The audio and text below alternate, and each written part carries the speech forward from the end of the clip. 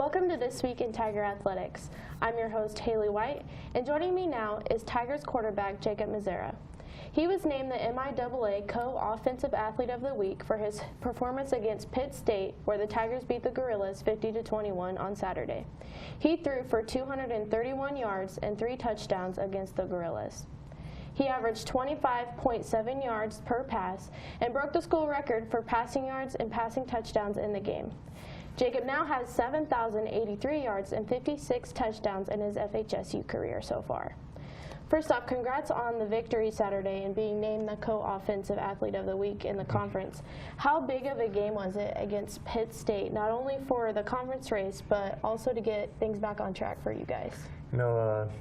Pitt State's our big rivalry game every year, and so, going into it, everybody was kind of had a little chip on their shoulder, especially losing to Emporia the week before. So, we had to get everything started back up, and I thought we came out and played really well and physical, and showed them, who's the top dog in that competition and like the rivalry race. So I think we're doing so good.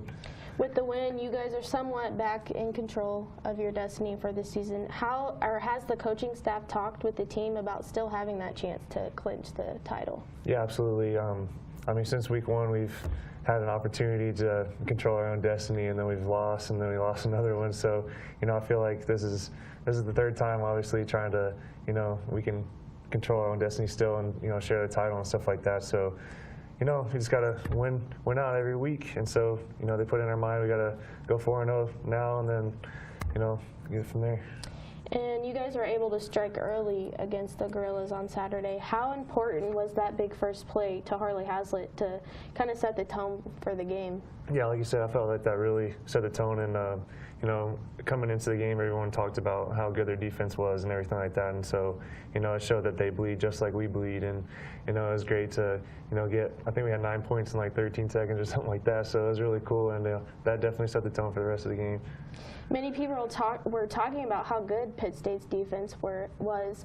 Were you guys surprised at how many points you were able to put on the boards on Saturday?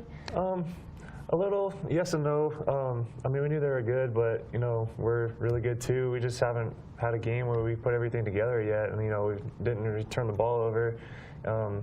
And when we turn the ball over, we usually end up losing, so that's why we got 2 losses right now. But, I thought we did a good job controlling the game and, making them, miss and everything like that. So I thought it was a lot of fun. And a couple weeks ago, Quill Knowles had made the statement that he believes that you guys do have the best defense in the conference and that Pitt was going to be a test for that. So do you believe that after the game on Saturday? Yeah, for sure. We go against them every day in practice, so, I know how good they are. They've been a top dog since I've been here. They're really hard to play against, especially in fall camp and everything like that. They have so much stuff that goes on, and you never know where it's coming from most of the time. And, they just do a great job, and they're really well coached, and, I'm super proud of those guys busting their butt, and they deserve every bit of it. You guys are the second best passing team in the conference behind Central Missouri. What does that say about the work the offensive line is doing, giving you time to throw the ball this season? Yeah, they're doing a great job. We've had a lot of injuries up front, and a lot of people have been stepping up and to take that place of the guy in front of them. So I can't say much more about those guys, and they're doing a great job stepping in, being coachable and looking for the spotlight. I like it. And you put your name into record books once again this past weekend for passing yards and passing touchdowns. How nice is it to rank as the best in those categories for the school? It's really cool. Coming in here, my freshman year when Travion was here, I still have the notes in my phone from, his touchdowns and passing yards and everything he had when, he was leaving and stuff. So, that kind of was just a little bit of motivation. But the cool thing about this is just it's like a team achievement. Even though has my name by it, I couldn't have done anything without the guys catching the balls and everybody blocking for me. So I think that's really cool. It's just an overall great experience. The offense struggled at times earlier this season with turnovers in the red zone. Do you feel a performance like Saturday's against a solid team like Pitt State could be the spark that you guys need to have success? Yeah, for sure. We need to use this as motivation going in to Kearney and then throughout the rest of the year. Like you said, we've been struggling getting the end zone in the red zone, and so I think you know, we can only build on what we had before. So, you know, I think we're doing a good job. It'll get better, hopefully, every week, and we'll continue to work on it to improve. And speaking of Kearney, that's another tough game that you guys will have to play, and it's an early 11 a.m. start. What's been the focus this week to not overlook that talented Loper team? Yeah, for sure. You know, since I've been here, they haven't been very good, but they've improved a lot this year, and I feel like their offense has, you know, done most of that for them. They take a lot of time off the clock, and our possessions are going to be limited, so we know we got to score when we have the chance to, and end up with touchdowns instead of field goals, and you know, it's going to be tough, and we just got to make the most of our opportunities. What do they do specifically on defense that might cause you guys some problems? I don't say we have too many problems with them. I just think we just need to execute and do what we need to do. I think they're going to give us everything we want. We just have to, you know, go out there and make the plays. And so, yeah, I'm looking forward to that and seeing what everyone does. I don't think they'll be able to, you know, necessarily stop us. Just us stopping ourselves again. So there's 4 games remaining in the regular season, and that MIAA title is still up for grabs. What does the team need to do over the final stretch of the season to come away with that back-to-back conference title? I say play confident, and you know, it starts, you know, on Mondays and stuff, watching film and everything. Everyone needs to just continue to be, you know, blue collar and work hard and everything like that. So, you know, I don't mind, you know, the laughing and joking every once in a while, but when it comes to practice time and everything like that, I want everyone to, you know, suit up and, like, let's get to work, and it's all business. And we just got to play better on the road, so it starts this week, and, you know, hopefully we can adjust and, you know, do better than that. So we'll see where it goes. Thanks for joining me, Jacob. Yeah, thank you very much. When we return, we will discuss the success of the volleyball team over the weekend.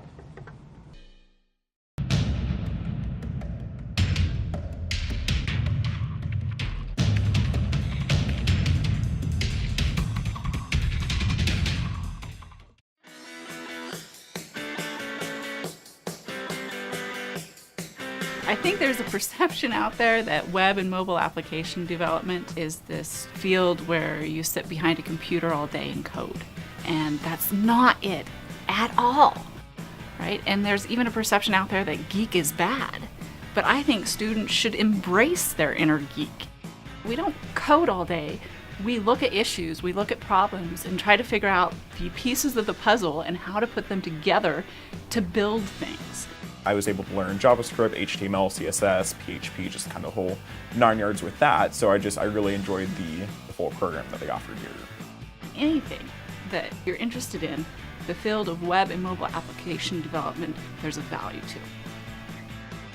to. There's nothing like what we have in the informatics department.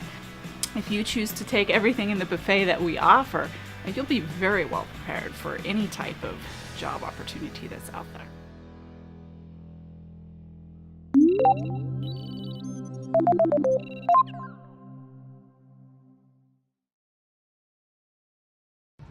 Welcome back to This Week in Tiger Athletics. Joining me now is Ashlyn Cassady, a senior for the FHSU volleyball team.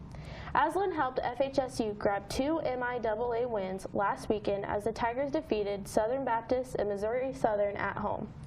She finished with 16 kills and 4 blocks against Southwest Baptist and had 10 kills, 2 blocks, and an ace against Missouri Southern. She's second on the team this season with 181 total kills.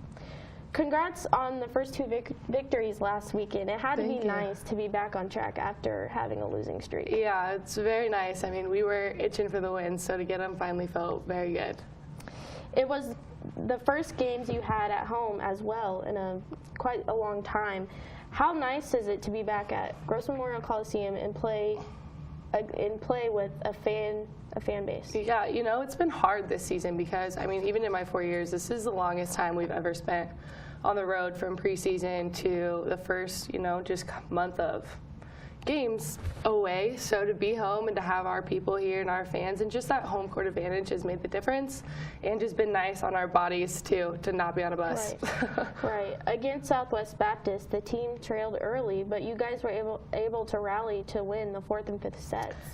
How important was it to keep battling late in the match to earn your first conference win? Very, very important. And we've kind of struggled with that this year. We've kind of got swept in 3 too many times, and so I think we really tried to focus on focusing, like when those points get away from us or when those runs happen, to dial in and focus. And I mean, it showed this weekend that what we could do, and we just pushed for those points. You had a team high 16 kills in the match and also finished with 12 digs. Was it just one of those days where you and the team were going to do whatever it took to get that win? You know, I mean, yeah, it was a great game for me, great game for a lot of girls on the team, but I think we were all very hungry for that win, and no one wants to go on the season how it's been going, but that's the good thing about this team is we are all just so determined to play for each other. You know, nobody's selfish on that team, so I owe a lot of my success in that game to the people that I was playing with, and yeah, we needed it. We wanted it. And it's nothing better than to get that win at home either. Exactly, yeah. How did that victory give you momentum going into Saturday night's match? Honestly, I just think we're on a roll now. I mean, even the girls' just momentum, our heads are in the right place, and it does. Sometimes it just takes one win. And I think going into Saturday's match, we came off of Friday night like ready to do it, ready to prove people wrong, because we are the underdogs right now. We had a hard year last year. We're coming into a new coach this year. So we've gone through a lot. So I think we're ready to prove, and Friday night's win just fueled it. You needed only 4 sets to dispose of the Lions on Saturday, and you finished with 10 kills and 22 digs. Did you feel that it was one of your best weekends of the season so far? For me personally, yeah. I think I had a few more errors than I probably would have liked along with those kills and digs, but just the team, like I said, the momentum on the court from all of us felt so good, and so it made those plays easier and just more fun. Like, I think Boucher was talking to us in our weights, just how we all had that kill attitude. Just every time we hit the ball, hit it as hard as we could, and you felt that with every play. So, yeah. You're the type of player who can do a little bit of everything on the floor. How has that versatility helped you develop as a player? Tremendously. I mean, my mom's funny. So I started volleyball when I was 5 years old, and my mom was my coach, and she used to say, we have squares, but go for every square. Just play everything. And I think that taught me a lot, just to be a dynamic player and move around a lot. But it's helped me a lot in playtime and knowing, you know, my smarts on the court, being able to do a little bit of everything, for sure. Now you've been a 4-year contributor to the Tigers and seen significant action on the floor since you were a freshman. Mm-hmm. When you reflect your time at FHSU, what are a few things that are going to stick with you when you leave? You know, I think the biggest thing that sticks with you, and people say it all the time, is just the people that I played with and the friendships that I've made over the years. This program's been nothing but great to me, and I'm sad to see it all come to an end in just a few weeks. But I'm blessed to have been able to play since I was a freshman. I'm happy with, you know, what I've succeeded in doing and worked to do, but definitely the people and the memories and just the fan base here. Like, people are great. I'll be in Walmart and people will be like, oh, Ashlyn, like, great to see you, good game. I'm like, thanks. I really appreciate it. But yeah, just the memories I'll take away for sure. The schedule this week doesn't get any easier for you guys either, No. with matches against nationally ranked Nebraska Kearney and then Washburn. How important is it for the team to come out and keep that momentum going as you guys enter these tough matches? Extremely important. We see those teams that you know, the higher teams, the MIAA is nothing but competitive. And so to see those teams again later in the week, but while we're playing better now, I think it's so important that we just have fun with it, because we do play better having fun. But if we keep that focus and that determination just to prove people wrong, Coach always says our goal is to compete. You know, if we compete, the wins and losses, they'll all handle themselves. But I think it's just important that we go in not having beat ourselves, but knowing that we could upset some people and give them a run for their money. So then you finish off the week with a match against Emporia State at home on Saturday. yeah. How tough is it to play in the MIAA on a weekly basis? You know, I think it's definitely hard because all the teams are so competitive. We don't really see bad teams, good teams. We see a very level competition. I think it'll be important, though, that we just go in there, work hard, get it done, because any given team on any given day really can take a game in this conference. So it'll be fun. In a few years, do you hope to be able to look back at your time at FHSU and say your class was the start of something really special? I absolutely do. You know, I came in, and my first 2 years we were that team that competed, and like I said, the last 2 years have been a struggle, but I think when I look back, I'll know that any team I played on, we worked hard and we wanted it. And I just hope that, you know, we set a standard for girls that come in. We set just a good program dynamic, and I like to look back and be a part of that for sure. How has it been with the transition of a new coach during your senior year? Honestly, phenomenal. I mean, a lot of people can say that, oh, it's the reason that, you know, we don't have the wins and whatever here, but I've had great coaches my whole time, but to have Coach Jess here, it's been awesome. She's a phenomenal coach. She's smart. She cares a whole lot about this program, and whether it's been a hard change, it's been one that's been awesome for us, so I'm all for it. Well, good luck to you. Thank for the you, rest thank of you. the year. Yeah. When we return, we will break down the rest of this week in athletics. 5, 4, 3, 2, take it. The Tiger Media Network is Fort Hays State University's independent student media organization. It's a student employment opportunity where you can work for either the news side or the sports side. So you can be on live sports production, which produces all of the live sports broadcasts that we do, or you could be on the news side and do news stories covering things on campus, so presidential announcements, Student Government Association. We bring that news to the student community and the Hays community as well. You don't realize how much Fort Hays State has to offer until you're here. I mean, it is definitely, this is the land of opportunity here. I just got back from the MIAA tournament in Kansas City a couple weeks ago where we worked with other production crews, including Pitt State and Central Missouri. And it's a great time. I've gone there the last couple of years. For me anyway, I get to do sports, which is what I love. And if live productions is where that's at, this is the perfect place to do it. We have almost everything that you could possibly imagine. Tiger Media Network allows you the opportunity to take the skills you've learned and put them forward in a real world, real application setting that allows you to flourish and grow as a professional, and that will only help you and benefit you when you graduate and go into the real world workforce.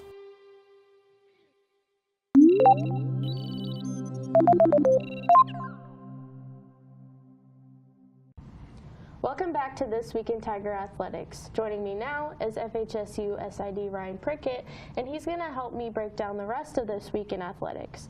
So as we talked with Jacob, Fort Hays beat Pitt State 50-21 at home with an explosive start. And with that game, they knocked Pitt out of the top 25. Yep, as we've seen this MIAA season go along, I think we've seen the competitive balance in the conference. You know, we pulled Pitt back into a tie with us for second place with that big victory back on Saturday. But kind of like what we were what you were talking about with Jake is, you know, our destiny is still in our own hands by winning that game because Northwest Missouri is still in front of us. They're only a game ahead of us in the conference, and so that was huge as far as just staying right there on the heels of Northwest Missouri, and hopefully if we can win these next two games, we'll have that opportunity to potentially tie Northwest Missouri, or who knows, I mean, we'll see what happens to them in the next 2 weeks, but they don't exactly have a gimme at Lindenwood this weekend either, so, and we already know that they've went on the road this year and lost at Central Oklahoma, so just seeing how good the MIAA is as a whole as far as like, you know, everybody seems to be kind of at that same level right now. Even a 3-4 Lindenwood team is not one to sleep on this weekend for Northwest Missouri. So I guess we'll see where the chips fall here in the next 2 weeks. Hopefully we will be there with that opportunity to maybe get things tied up or even take the lead potentially in Maryville in week 10. But yeah, if we want to win that conference title, it's pretty much, you know, you feel like you got to win out right now, and also for your playoff hopes too, to get back to the NCAA playoffs, because that's a very narrow margin for error, and we're already kind of sitting on that probably what will be the cut line right now to get in there. So a lot of wins right now is what you got to hope for, and then hope that everybody else around you takes a few lumps, and we'll see where all that ends up here in a few weeks. But yeah, I mean, just like what you were saying, you know, the Pittsburgh State falls out of the top 25. We only have one nationally ranked team now in the conference, but I think that shows the competitive balance. We have a whole slew of teams sitting at 4-3 right now. So just right behind us and Pitt, might be, I can't remember how many teams there are, but maybe 5 or something like that are all 4-3. So that's just a testament to show how good the MIAA is top to bottom. So. Right. And women's soccer fell to Central Missouri by a goal on Friday, but they bounced back to beat Lindenwood on Sunday, 3-0. Yeah, good weekend for them. Obviously, we knew that was going to be a tough match for them against the defending national champ, Central Missouri. Now, Central Missouri, not quite as strong as what they were last year, but they still have a very strong overall record right now. But you know, to only hold them to 1 goal on their home field, that was, you know, a big accomplishment for us. It's just unfortunate we couldn't find the net in that game. But to come back, and that's a long road trip for them to go all the way over to St. Charles after playing at Warrensburg and then come all the way back home. But to go there and get a 3-0 result, we kind of outlasted Lindenwood in that match. It was 0-0 for quite a while in the match, and then we poured in 3 goals on them late, but, you know, kind of broke their will finally. But that's a good result for them to get out there and go 1-1 for the week. Kaylee Perkins with a couple of goals in that match at Lindenwood, and she had an assist on the other goal. So a good weekend for her there to help the team out and get those wins. So. And then they got 2 matches this weekend with Missouri Southern on Friday and then Southwest Baptist on Sunday. Yeah, another road trip for them as they go out on the road. Again, these are teams that you feel like, you know, sitting where we are in the standings right now, these are very winnable matches. And it's all starting to come down now to where are we going to be in the seeding for the MIAA tournament? Can we make sure that, obviously, we need to be in the top 8 to get in the tournament, but can we be one of those top 4 teams potentially that would host a home game for the first round of the MIAA tournament? So that's what you're kind of shooting for now is, yeah, probably, you know, first place, second place, those things are out of reach as of now, but you know, you try to play for one of those top seeds to try and, you know, host a game on your home field and give yourself a chance to get to the semifinals. And that'll be the rest of the MIAA tournament after the first round. It gets hosted by whoever the highest seed is remaining, and usually that's the number 1 seed. Usually that team beats the 8 seed, but you just never know. I mean, it's tournament format, and that's why you play the games. So we'll see where that winds up. Right. So. And then I talked with Ashlyn about their winning weekend this weekend, and then also their matchups coming up with Nebraska Kearney, Washburn, and then Emporia State. Yeah, it was a good weekend. Finally got those first MIAA wins on the board. A couple of teams that were down there in the standings with us, so you felt like on your home floor. Those are matches we definitely need to get, and it felt good, I'm sure, for the team to finally be home. It seems like it's been forever since they've had a home match, so or just not having that many at all at home up to that point. So. But to get those results, that was good. And now you've got a grinder of a week here at home where you got 2 nationally ranked teams right in a row. Washburn would probably be a top 10 team as well. Nebraska Kearney is going to come in here Tuesday night, you know, tonight, basically at number 2 in the nation, and then Washburn's number 11 right now, but Washburn was in the top 10. They took their first loss of the year this last week to Northwest Missouri, kind of a little bit of a head scratcher. They lost in 3 sets. They got swept by Northwest Missouri, but Northwest Missouri is a good team. But Washburn had been rolling like I think 22-0 before finally getting beaten that match. So, I mean, that's like I said there with the soccer thing I was just explaining. You know, a lot of times you look at it on paper and you're like, Washburn will roll in that match, and that's not the case. I mean, you got to bring your best effort every night in the MIAA, and like you were talking to Ashlyn there, it's going to be a tough week of play, but you know, with the athletes we have out there and their mindset of how they approach matches right now, you never know. I mean, Nebraska Kearney and Washburn could be vulnerable this week. It's on our home floor. If we get some good things going, you never know what's going to happen. And you know, even that match against Emporia State on Saturday, very winnable for our squad. So hopefully we can get some more good results here at home this week. So. Right. Men's cross country, they finished 7th, and the women's finished 9th in the Tiger Open that was on Saturday. Yeah, actually it was probably a pretty decent weekend for our cross country teams. It's a little hard to, gauge results, you see that, men are 7th, women are 9th. Maybe that doesn't sound that great to some people, but there were some elite teams competing there at the FHSU Tiger Open.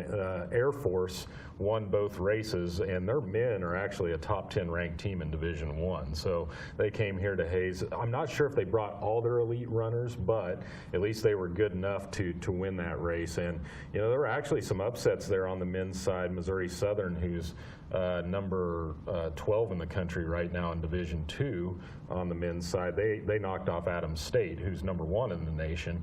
But I did read Adams's release. I guess maybe they did leave out maybe 1 or 2 of their top runners, so that probably did affect the results. But it shows you that there was some top-notch talent here in Victoria over the weekend in those races. And so I think some of those results you got to just kind of take with a grain of salt because of the strength of the field that was actually there. But now the teams will need to turn their focus here in the next couple of weeks to the MIAA championships and see how much noise they can make there, because I feel like they got a couple of squads right now that have actually kind of surprised a little bit this year, and hopefully they'll make a little bit of noise at those conference meets. So.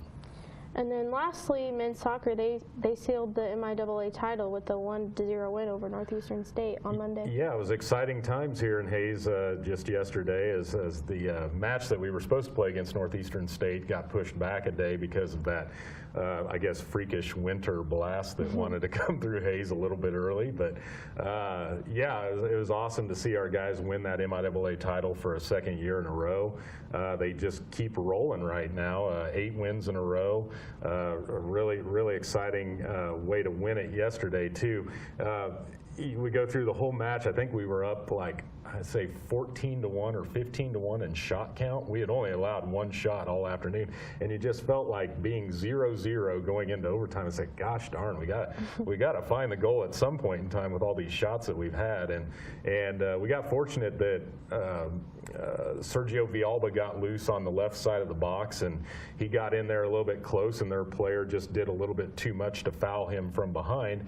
And then it was kind of funny. Coach was explaining this to me after the match, that in practice he hardly ever awards penalty kicks just because he wants to make sure that players are staying tough and fight through those situations and so on and so forth. But he had Moritz Walder take the penalty kick in practice just a day or so before the match, and he said that Germans never miss penalty kicks. And so Moritz buried it in practice, I guess, was what the case was. And so they said, well, why not? We're going to stick Moritz out there in that situation, just like they did in practice a day or so before. And Moritz, I guess whatever he did to fake out the goalie dove right, and he put the shot behind the goalie, and so on and so forth. We're MIAA champions for the 2nd straight year. So that was kind of a cool story that Coach was telling me afterwards. That just that's how it happened, kind of like what they had drawn up in practice, a couple of days before. So. Right. Well, that concludes this episode. Tune in next week for another episode of This Week in Tiger Athletics. And as always, to stay up to date on the latest news and information throughout the week, you can visit tigermedianet.com.